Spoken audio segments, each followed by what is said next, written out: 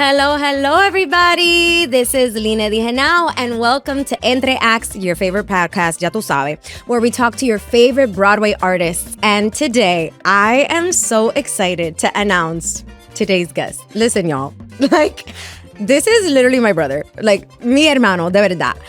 He was recently, played a really small titular role of Jay Gatsby in The Great Gatsby. I don't know if you've ever heard of it. Also played Hans in Frozen, also Fiyero and Wicked, really small musicals.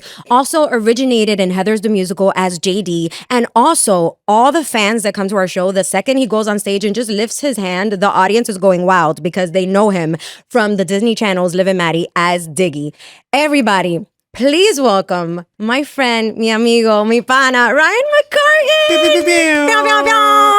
Thank you for being here. So happy to be here. Yay! And I echo all the same sentiments. You know you're my girl. Thank you. Oh my gosh. Ryan and I met on The Great Gatsby. Mm-hmm. You were Gatsby. I'm Myrtle. We don't have scenes together, unfortunately. Not exactly. Yeah, theoretically, we do have one scene together when I run you over with my car. Spoiler alert. Moment of silence. Oh, yeah. Sorry, in case you haven't read the book. We're the two people who die. I know. That's nice. And my husband, George Wilson, rest in peace. So, the podcast from the beyond. Bueno, before we get started, I always like to start the show with a little icebreaker. Okay. And we're going to do a little juego de domino. For those who don't know, I need you to understand. The first time I met Ryan, we were talking, and then I started speaking in Spanish, and then he started responding in Spanish, and I said, whoa. ¿Tú hablas español? And then he started responding to me. Sorpresa. Sorpresa. Not only like regular español, but español like a boricua. Señores, Ryan McCartan is from Minnesota and speaks Spanish like a boricua. How did that happen? I can't wait to get into that. So I know you know about the game of domino and how important it is in the Latin culture, the Latin Caribbean culture. So we're going to play the Entre Acts way. Basically, You're going to grab a domino and sum up that number, and that's going to pertain to an icebreaker question. Are you ready? Okay. I'm doing it right now? Yes. Oh, gosh. This one's been calling to me because it's a little cattywampus. Okay. That's a 10. Number 10. Here we go. Would you rather have more time or more money? More time. That was quick. I didn't have time to process. Absolutely more time. You're right. Me too. You ever, I'm not coming up with this. I'm sure it was pushed to me on Instagram or something, but someone has like some quote about like when you're 70, after you've accumulated all the wealth you're going to accumulate your whole life, you would give all of it back to be whatever your age you are right now. Wow. Like time is so much more valuable than it is. I think. That's true. Facts. Okay, next. Oh, we keep going. This is a 4. Number 4. Dominoes. Ketchup or mustard? There's only one right answer, so please think about this carefully. Ketchup, I think. Thank you. Okay. Thank God, Ryan, because our friendship was on the line. Oh wow! I didn't know the tie that bound us together was so frail. I'm kidding. I can't wait to get French fries and ketchup soon. Oh, now I want that. Me too. Thank you all so much for watching. We're gonna take off and go get some fries. I like mustard, but here's the thing. I just want a little hint of that taste. Whereas ketchup, like. Give me all that. No, same. Ketchup, yeah. I like honey mustard. Mustard only if it's in a dressing, like if it's mixed with something. Oh, great. You won't catch me putting mustard on anything by itself. Yellow mustard? Sorry. Dijon mixed as a dressing, claro. Oh, classy. Okay, next. That's just a 3 right there. Number 3. Okay. Bold with your opinions or strategic with your silence? Oh, I would love if I was the kind of girl who was strategic with her silence, but I am never sat here with my mouth shut. I know. You have the best comebacks, though. It's actually insane. Linedy's always like, muchacho, you gotta be on TV. You gotta be on TV. I'm telling you, every time Ryan says something, he'll say it with a straight face, and I'm like dying laughing, and I'm like, you gotta be on TV. Well, you can see him on TV, and Liv and Maddie, Diggy, a bunch of other TV credits. Back when I was young. Rocky Horror. Cállate la boca. Okay, last one. Okay. This is a 6. Number 6. Pineapple on pizza, yes or no? Absolutely. Oh, you didn't like that No, answer. okay. I have to be honest. I've only had it like 3 times, so I can't judge. Bro, this is gross because we literally live in New York and there's so much better pizza than this. No offense if they're a sponsor of this podcast, but Dominoes, not the game, but the pizza. They're crunchy, flat, crispy pizza, rather not like the big crust, the flat kind. Correct. Pineapple and ham. I didn't know they do pineapple. Okay, I'm going to That order is Domino's. my Pineapple and ham, stuff. thin crust, Right there. crispy pizza. Yes. Diablo, that sounds so good. And I didn't have so breakfast. Good. I didn't either. Skinny. Oh my God. Bueno, I like to structure the show como un sándwichito, ¿verdad? Okay, sándwichito. The fun in the beginning, the like deep and, important stuff in the middle, and then the end, some fun to end the sándwichito. Great. So on that note, what do you like between your bread? What's your best sándwichito? I mean, I like an ice cream sandwich. It's probably me cheating. Wow, no, that's so good. How did I never think about that? I also love like a Cuban sandwich, like the medianoche. I don't Mhm. know if that's what they're actually called, but there's a Yes. Cuban. Okay, I love those. Little pickle in there. Or classic PB&J. I love a PB&J, bro. Same. Have you ever had a pressed PB&J? What's that? Like you put it in a panini press. Like do you have a Oh, panini press at home? no. That will change your life. Try a pressed PB&J. I love we're like, we didn't eat breakfast. We're so skinny. Have been talking about food the whole podcast. Fries, pizza, panini, PB&J. What are you going to do? What are you going to do? It's like going grocery shopping when you're hungry. You buy everything. Literally. And then you eat, like me, I eat everything when I get home. Mhm. And then Sometimes, it's a wrap. have you ever eaten at the grocery store? You Yes. open the bag and then you pay for it and you're like, And I give sorry, them the already empty ate half of wrapper. it." Yeah. Yeah.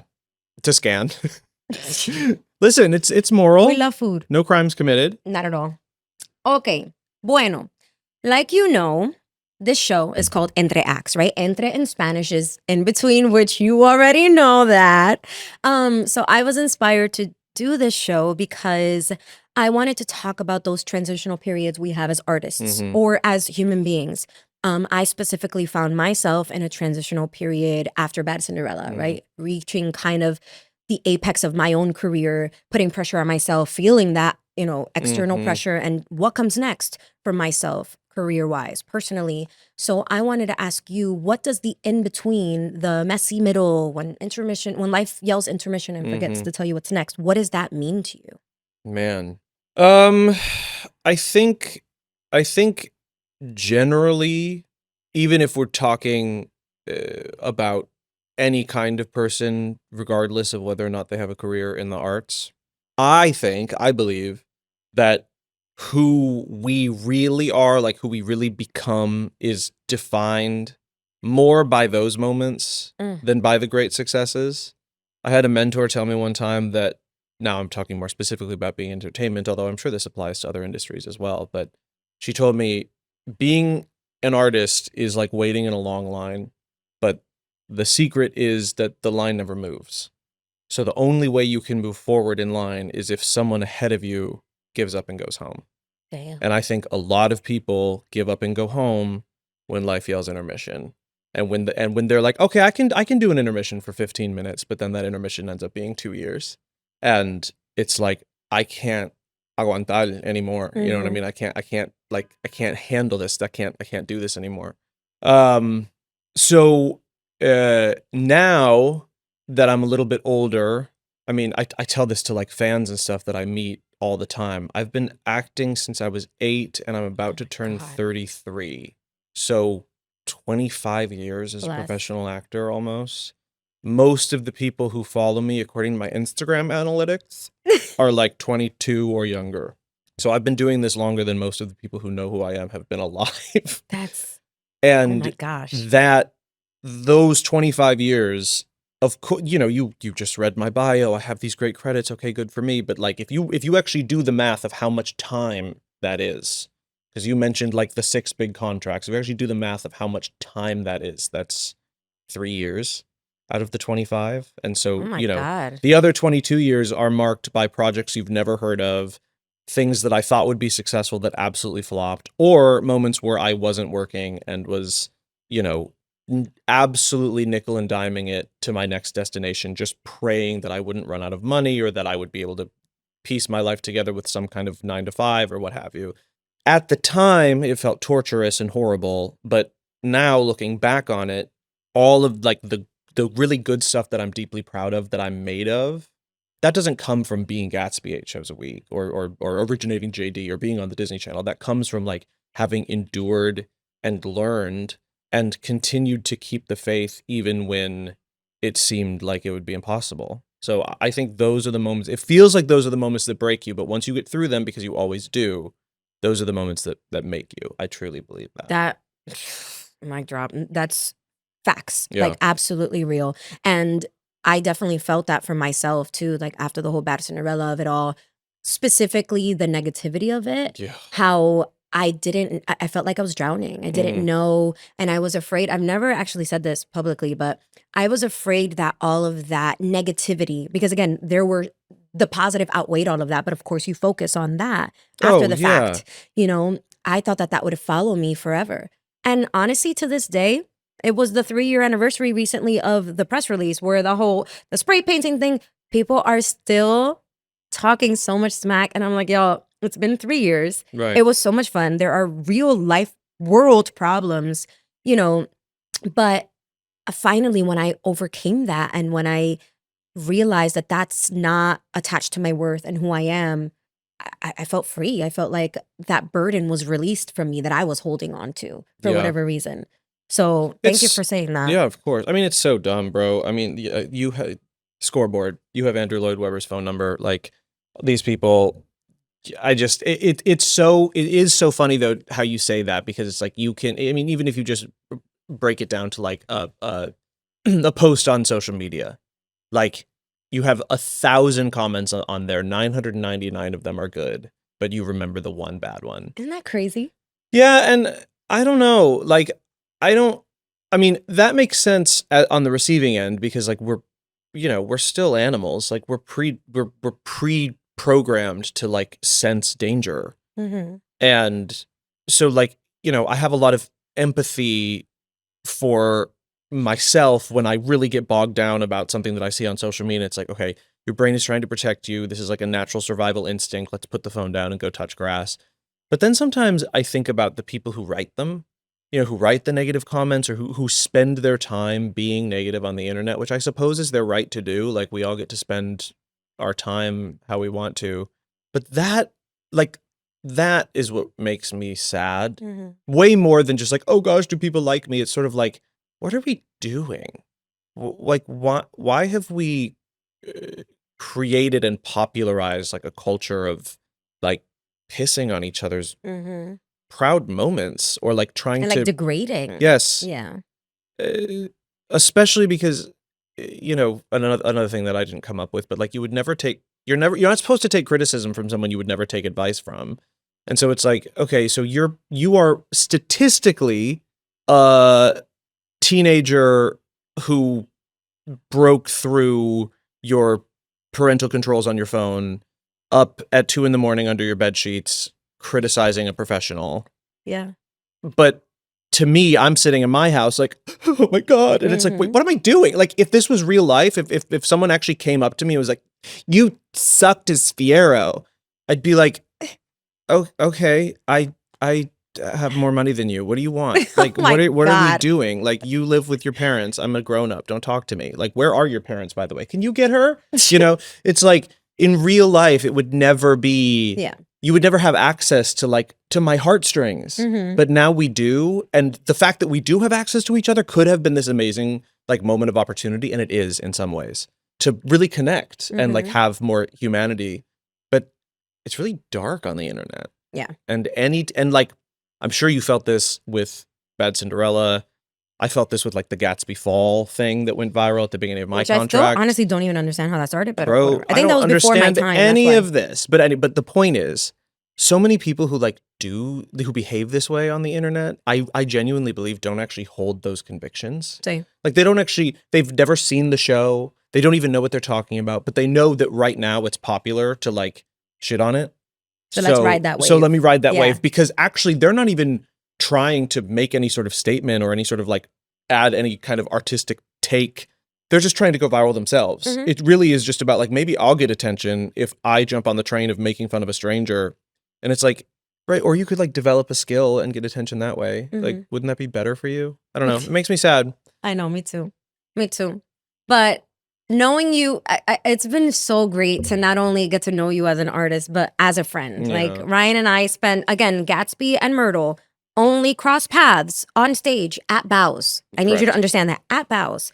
But we both go out of our own way to make memories together, to, share moments backstage, because otherwise we'd see each other at 10:30, Yeah. or 9:30, whenever the show ends, whatever time the show starts. So getting to know you that way has been so beautiful and inspiring, and you've shared so many things with me. And I want to share with y'all one of the things that Ryan shared with me that I do every single night before the show, which is a beautiful mantra, because I struggle, as many of us do, with anxiety, right? Especially before my last song, One Way Road. It's a big sing. If I'm tired vocally, again, nobody knows what you're going through. We're all carrying something. So when you see us in hair, makeup, costume, glitz and glam of it all, singing our face off, or cracking on a note that you're then going to put on TikTok, you have no idea what our last 8 hours were at home or personally, we're putting ourselves out there. So whenever I'm not struggling, but I say this every time, and it is, I am safe. This job does not define me. I have nothing to prove. I'm allowed to have fun. And Ryan shared that with me, because that's something he says before every show, during a vulnerable moment that I shared with him. And he was like, try saying this. And so I want you to know that I say that every show. And I'm going to get emotional. And it helps me get through that. And I've added my own little lines. And it's just, I've learned as an artist and human being that once we get out of our own way, the possibilities are endless. And like, I've achieved so many amazing things in my career once I finally switched that switch in my head and was like, I'm that girl. I can do this. I'm capable.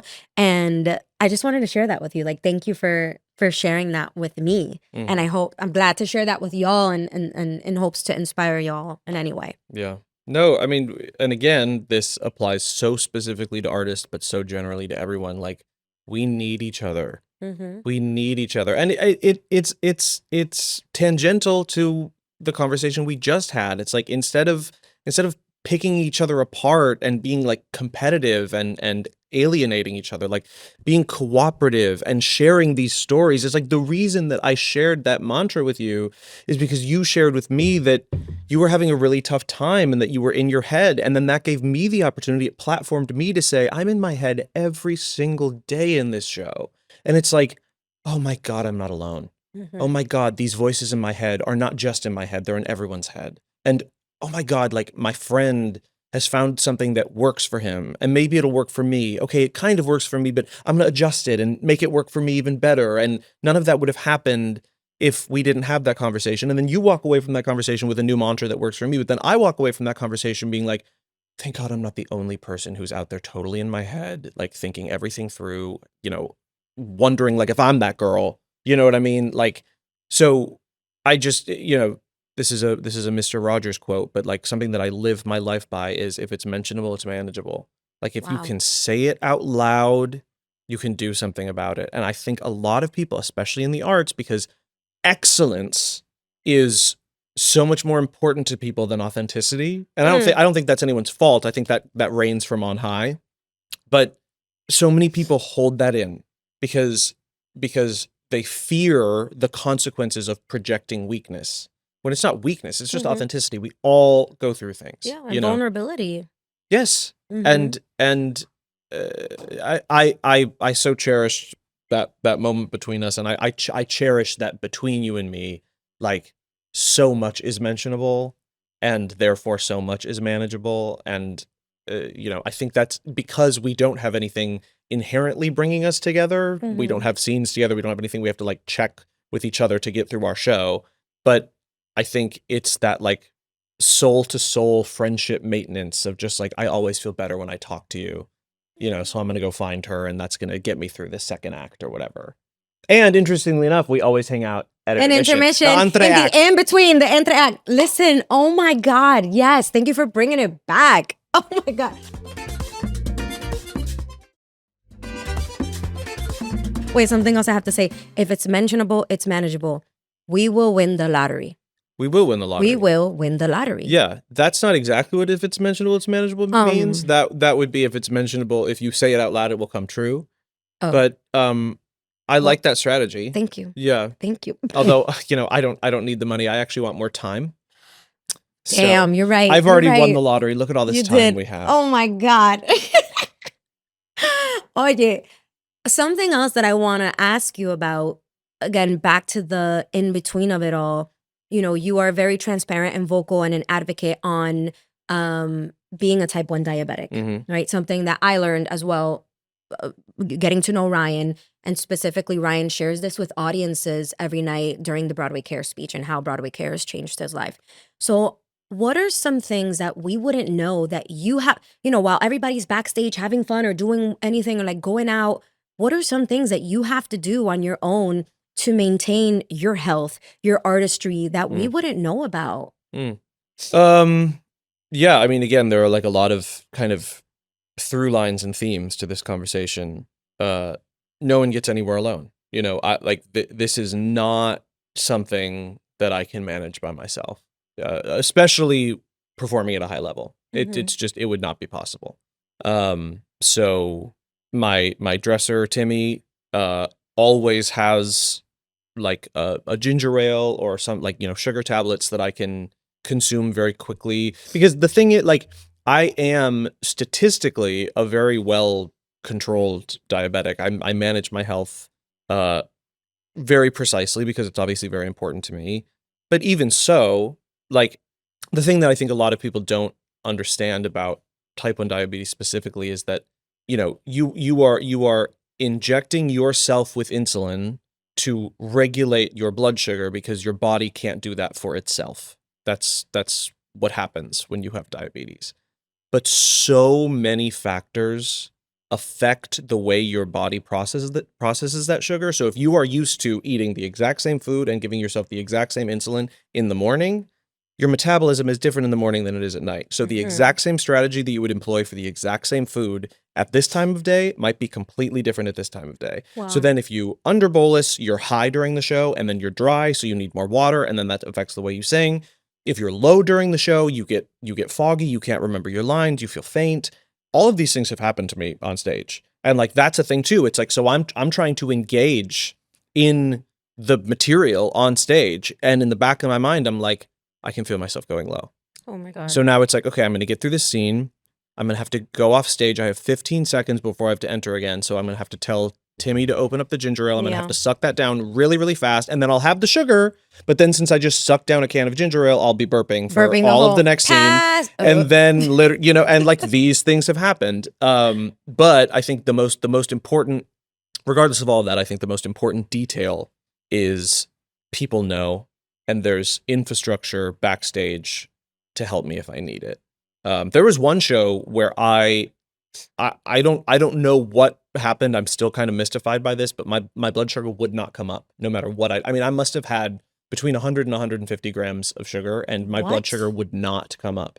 And like someone from stage management, like we depleted all of the sugar reserves that I had backstage, and someone from stage management had to like go across the street to Duane Reade and like pick up a 6-pack of Sprite and like bring it over so that I had access to more sugar. I mean, it is a team sport, and there's nothing special about me. Like if anyone else needed anything else, we would show up for them too, because you can't do this alone. And I think for chronically ill people in any way who want to be successful, I think sometimes, and this is an older mentality, I think we're starting to rub this out of society, which I'm happy about, but I think sometimes it feels like just manage it yourself, keep it a secret, don't let it get in the way, don't scare people, whatever.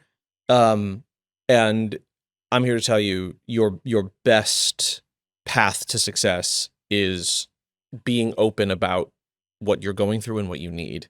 Yeah, absolutely. Because you never know how someone could be supportive, and they want to be supportive of you. Of course. And to help you because we love you, coño. Of course. And by the way, and if they don't, good. That is a natural filtration method for you to be like, I want nothing to do with this institution. I do not want to work with these people. Yeah. Because if the corporate culture is we don't help people who need it, I don't want to find out how else that manifests itself at this job. Yeah. So that's kind of happened to me once, and I just ended up walking away from the job. And I'm so glad that I did. Yeah. And it was a tiny little thing. It was when I was much younger, and the world was different then. But yeah, give people the opportunity to help you, and they almost always will. And if they don't, then you automatically know they're not good people, and then they're not worthy of your time. So, háblanos de, you're about to play Tony again in West Side. So, y'all, I had the honor of being a part of a West Side Story production at the Lyric Opera of Chicago playing Rosalia, and literally the year after, Ryan did it as Tony. Like, we were The same production. The same just production. a year later. A year later. Yeah. So it was meant to be that we met all these years later. Yeah. I don't know why, but I trust in the universe. Talk to us about this. What are you excited about to return back to this role, to this production? Just talk to us about all of that. Yeah, I mean, so first of all, it's the exact same production. So you did it, then I did it. If you need Rosalia, talk to Gatsby. Maybe they'll give me a leave of absence to do it. Thank you. And then now a few years later, Washington National Opera is producing sort of the Francesca Zambello West Side Story that we have both done. I actually worked with Francesca when I was like 16 at the Guthrie. It was like right after my like second big growth spurt, and she always called me Sequoia. And it's like, Sequoia, get over here. We need a tall guy in the back. And she scared the living hell out of me because she's a badass and she's direct. You know, I come from Minnesota and she's very New York, you know. Yeah. So it was great to then work with her again as an adult and be like, remember me? And she was like, Sequoia.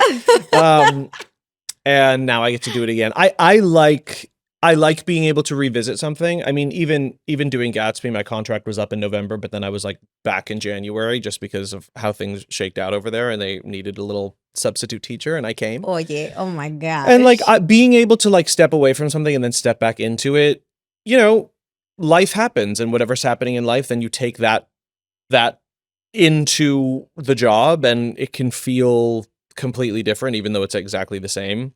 I think, as I'm sure you know, and as I'm sure people will talk about or probably already have on this podcast many times, like you can be doing this for 25 years and still constantly be learning new stuff. And I think as it should be. I think if you're done learning, you're lying to yourself. So like doing Gatsby, I mean, I have learned probably more about my voice, I guess, as an adult in the last year than maybe ever. And so, you know, because I really had to be very judicious about how I sang this role to be able to even do it 8 shows a week. So like to kind of apply some of those new things that I learned from Gatsby to the very rewarding West Side Story material that I love to sing. I mean, Maria is one of my favorite songs ever to sing. And so to be able to get to sing it with some of these new lessons that I've learned as a consequence of playing Gatsby, I'm really, really excited about. And, you know, I mean, I was being glib before. I don't actually think that I'm old, but I do know that I'm getting older. And, you know, Tony's a young man, so I'm going to age out of him eventually. You know, time does move on. So I'm really glad that I get one more swing at it, because the run in Chicago, I mean, this is a short run too, but the run in Chicago was like a month. And I remember being like, oh man, I'm really going to miss singing this. And I kind of thought, you know, because I turned 30 on that contract, and I kind of thought like, that's probably it for me. But to get to do it again, maybe one more time, that music is so good. Oh my God. It's so excited. Amazing. What's your favorite song to sing other than Maria? I mean, there's Something's Coming, One Hand, One Heart. I love Something's Coming too. It's a great on-ramp, you know, like with Gatsby, you have no on-ramp. You sing for her. It's like the hardest song in the show, and it's the first thing you do. Literally. But Something's Coming is I mean, it's a great kind of I want song. It percolates really well. It really kind of establishes a lot, and it's not like too much of a beast to sing without being like boring. So although One Hand, One Heart is so pretty. That's the song that I wish I could sing. Like, I want to train for the rest of my life to just sing that song for fun. Exactly. Yeah. Exactly. But I sound more like a dinosaur. Oh, what did I just sound like? Oye, cállate. I need you to know I'm one of those people that when somebody says a word and it, like, I immediately think of whatever song it comes from, and I sing that song. So whenever anybody says "Who knows," or specifically Ryan, I go, Who knows? And she's Was like, that do you the know right what that's key? from? Did I say, yeah, do you know where that's from? It's like, Who knows? Do you know what that's from? Story, I do. You're about to do West Side Story? Oh, yeah. So I know you just finished your run at Gatsby. I'm so sad that you're not there anymore, but it's okay. It's okay. And you're about to go into playing Tony. That's right. So what is this in-between period for you? I know you and I have spoken personally on how you're taking the time for yourself, for your family, for your partner, for you to just, you know, rest and relax and get your you time, since Gatsby obviously consumes so much of your life. Yeah. I mean, I don't, that will be, maybe you'll have to have me back. That'll be a more Part two. interesting question when West Side Story is over, because after West Side Story, well, I have like one more tiny little thing that I'm not allowed to talk about, so no one can know. You better tell me at intermission in my room Post next time you're in my dressing room. West Side, you know what I'm doing post West Side. Okay, I'll tell you. Okay. I mean, I'll remind you because I already told you. I'm sorry. But after that, you know, as is very common for us, after that, my schedule is blank. It's like a complete question mark of what happens in the summer. Right now, even though I have like time off between Gatsby and West Side, I'm at home learning West Side. So it kind of feels like I'm already in that. For that, yeah. But there's going to be a drop off where I'm going to go from being probably sort of busier and more involved than I've ever been to like completely free. And that's going to be interesting. I mean, what I tend to do is my girlfriend and I call it potato week, where I literally just become a potato for a week. I just I eat all the food I'm not allowed to eat.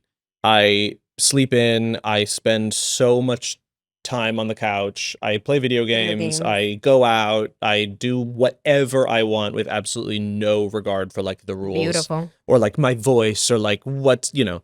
And then after potato week, it's usually like, okay, until the next job comes, I want to invest as much time as I just invested in Gatsby or just invested in the project. I want to invest all of that time that I've just gained into myself. Period. And so that looks like, you know, a lot of time at the gym, really tightening my blood sugar, you know, focusing on my diet, focusing on, you know, like getting massages and skincare and long showers and beautiful walks in the summer and, you know, going to the park and being outside and getting fresh air and all of those things that, you know, we sometimes can't fit into our schedule when we're doing 8 shows a week. Literally. Yeah. Literally. And it'll be summertime and I live by the beach, so you know where you're gonna be. So I'll be going to Linedy's house, Correct. bro. Correct. Bueno, now we've reached the ending part of our sándwichito. We're at the bread. Right? The second bread. So now, prepárate. Okay. Prepárate means prepare yourself in Estoy preparado. Spanish. ¿Estás preparado? Sí. Bueno, vamos a empezar. This is our first kind of bilingual episode. Oh, okay. Wow, no pressure, Ryan. No pressure. Con el Sin blanquito. presión. Con el blanquito, con el gringuito. I can't. So, because we're trying to keep it PG-13 aquí, ya tú sabes, we're going to play instead of bleep, marry, kill. You know what the bleep stands for? No. You need to be on TV. See, that was a TV moment. We're going to play Bed, Wed, Dead. Bed, Wed, Dead. Okay, Bed, I'm Wed, going to Dead. really try to remember that that's what this is called. Bed, Wed, Bed, Wed, Dead. Okay? I do love this game. Right? Me too. ¿Estás listo? Estoy listo. Okay, vamos a ver. Bed, Wed, Dead. Oh gosh. Patty LuPone. Glenn Close. Nicole Scherzinger. What? Okay. That's just where my eyes went first. I'm so sorry. I love all of those women I so can't, much. I can't kill any of these women. Oh my God. I know that everyone is mad at Patty LuPone for all of the crazy things that Patty LuPone does, but I love Patty LuPone so much. I worked with her when I was like 18. What? She was like a little mentor in a masterclass for me, and then we got to. I have to tell a Patty LuPone story. Then we got to go to breakfast, and we got to ask her whatever we wanted. I wasn't brave enough, but one of the girls in my group was brave enough to be like, "Everyone calls you a diva. What do you think about that?" And Patty LuPone goes, "Well, of course I'm a diva because I get what I want." And at the time, I thought that meant like I am a diva. But now that I'm older, what I realized she was saying is they will call you a diva when you ask for what you want. Now, granted, she also like throws chairs at people. So I think there's a balance. But like, I think about that all the time. Like, people are going to call you what they're going to call you. And people are going to talk trash about you on the internet regardless. Yeah. Okay, you can't stop them from doing that. You Never. might as well stand in your power and get what you want. Anyway. We could skip that if you don't want to.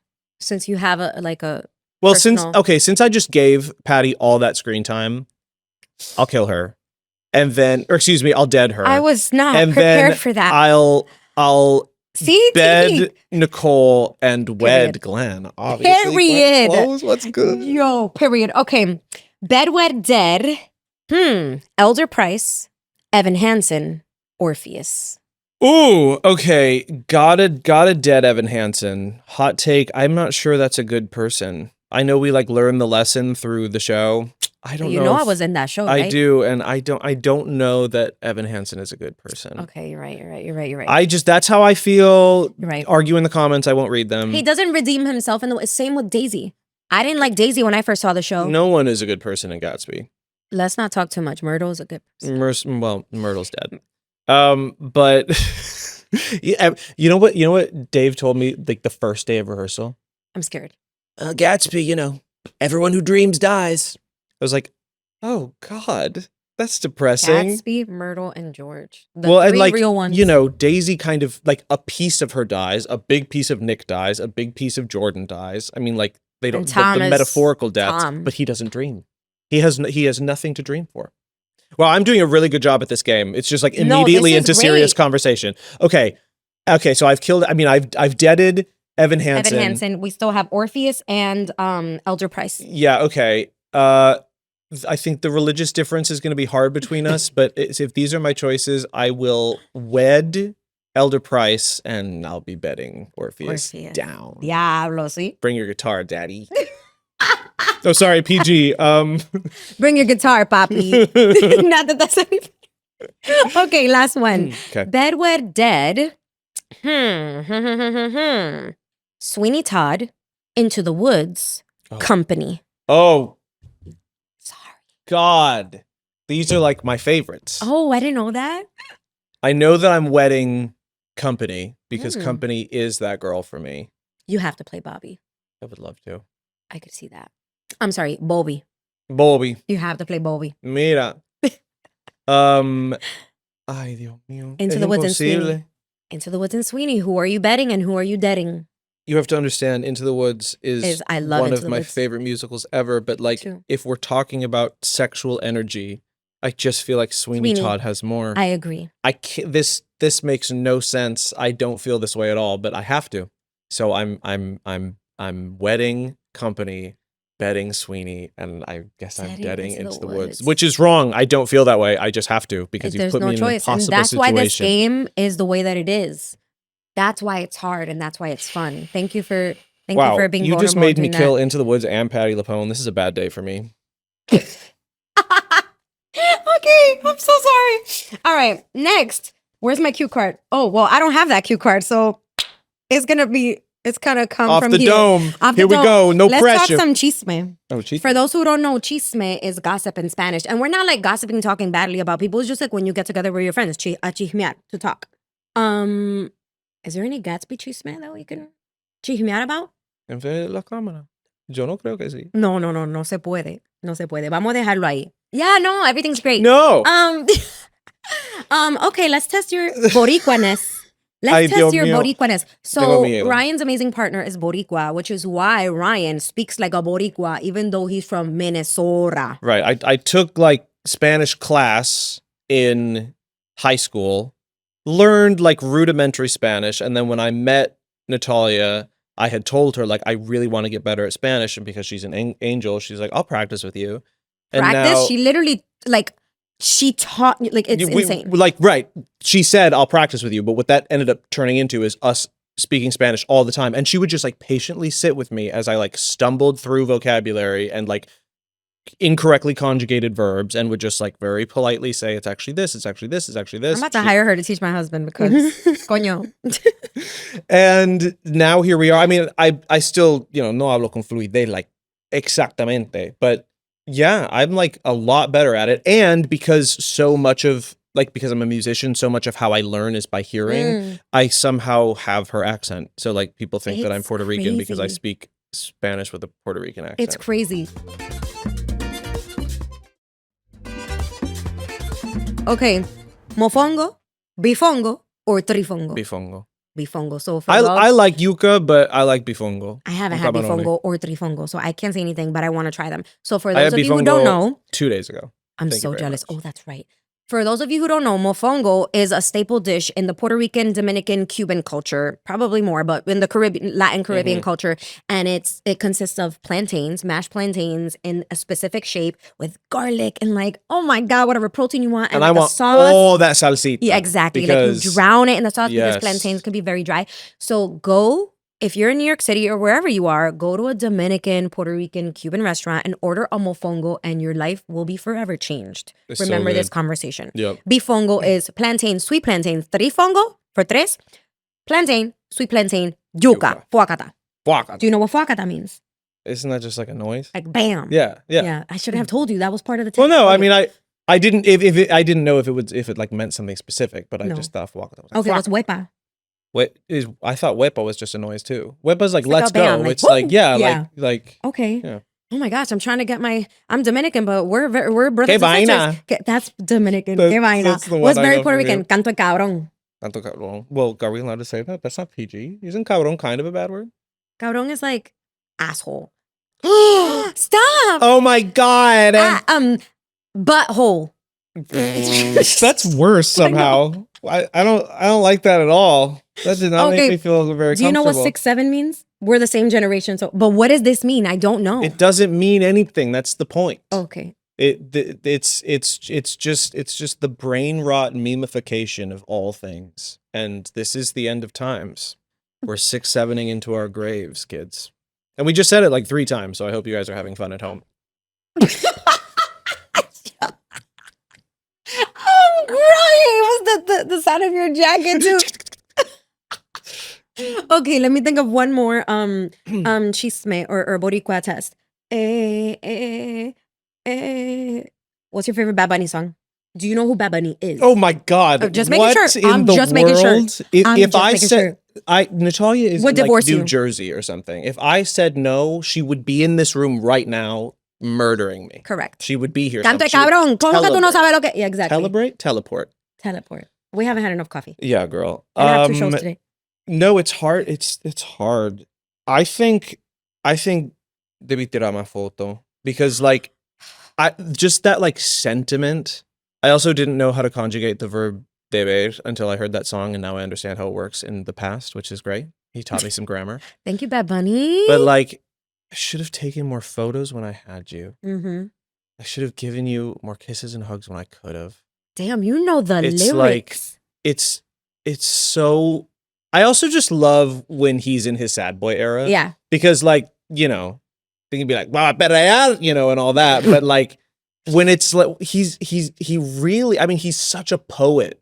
Yeah. Like he really can make an emotion so pure and like that. Like it's one of the most profound ways of saying like I miss you, and then he like weaves it into like. And by the way, it's not just that I miss her, but also like I hope that my friends don't move away. Mm-hmm. Like I hope that people will take care of me when I make stupid choices. It's just like, oh my God, like I hear you. I know. Bad Bunny, we love you. We love you. And last question, what is your perreo song? When nobody's watching or when people are watching, what are you shaking your ass to? Your butt to? Your culo to? Do I have a perreo song? I feel like Nata's always on aux. I feel like when Nata starts shaking ass, I shake ass. Or what's your like vibes? Like if you're going to the gym or like something that pumps you up. Bro, Love on Top by Beyonce. Give me those 19 key changes, queen. She's a queen. I don't know how she does that. She's that girl. Raw talent. Ya tú sabes. Ya tú sabes. Ryan, thank you so much for being here. I love you. Have me back for a part 2 and a part 3. You heard it here, folks. And a part 4. Diablo, coño, 4. Yeah, You're gonna that's see right. Ryan McCartan I here 4 live here times. now. Ya tú sabes. Ryan, before we go. We have to thank our sponsors. Yes, Bifongo. Dominoes, Bifongo. These are potential sponsors. Dominoes, we love you. Bad Bunny, we Ketchup, love you. Ketchup, we love you. Heinz. What else? Thanks Did we so talk- much, PB&J.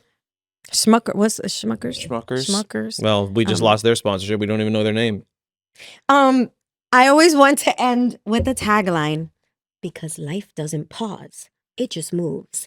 Entre Acts. Because life doesn't pause. It just moves. Entre Acts. Okay, I'm ready. 2, one. Because life doesn't pause, it just moves. Entre acts. I said entre. We'll do it one more time. Diantre. Diantre. That was short for diantre, which in Spanish means damn. Ready? Oops.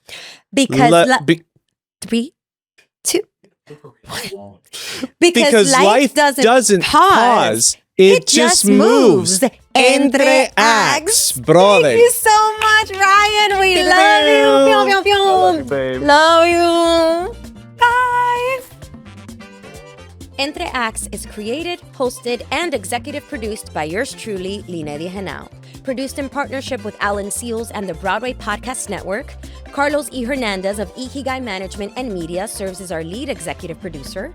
Original music by Johan Beltre and Pedro F. Fortunato. And special thanks to WelcomeToTimesSquare.com, the billboard where you can be a star for the day. Don't forget to subscribe and follow Entre Acts so you never miss an episode. Nos vemos!